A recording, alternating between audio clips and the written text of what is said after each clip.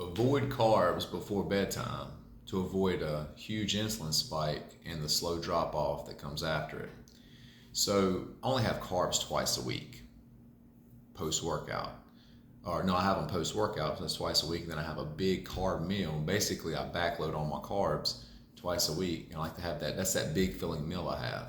But I have it no later usually than about 4 or 5 hours before going to bed. So if I'm going to bed about 10 o'clock at the latest, maybe 9, I'll have it like 5 o'clock. And it usually gives me enough time. I start eating it then, but I eat so slow, about an hour, hour and a half of eating, because I like to sit there and enjoy it, man. It's mostly sweets. I mean, I ain't gonna lie to you.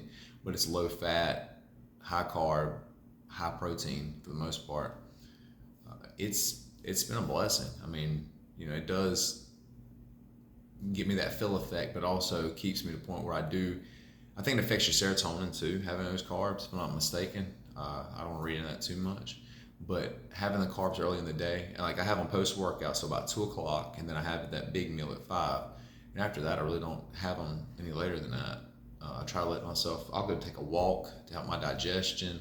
I'll relax, cut the lights off, that type of stuff, so I can go to bed. Or get tired enough to go to bed to make sure it's digested enough where I'm not having a high heart rate or my hands are like, not say shaky, but they're just a tad bit. That could be from the lean caffeine from the last video we was talking about. But at the same time, it gives you enough time to enjoy that meal without it getting any indigestion or any negative effects on your sleep, especially if you like to eat big meals like I do. Also, being that people understand too, that's what I was talking about, touching on earlier, when you spike insulin, it goes up fairly fast, but I think it takes, if I'm not mistaken, twice as long, if not more, to drop down and to go back to baseline.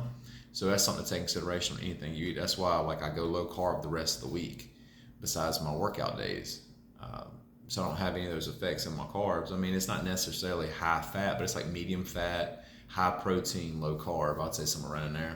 Something like a high protein or a a modified protein fast type thing, where I minimize the carbs, but also keep the fat at minimal as much as I can. But when I fill in more calories, it's usually more fat, because my protein's already at like 191 and I weigh 170 ish at the moment. So it's been a help.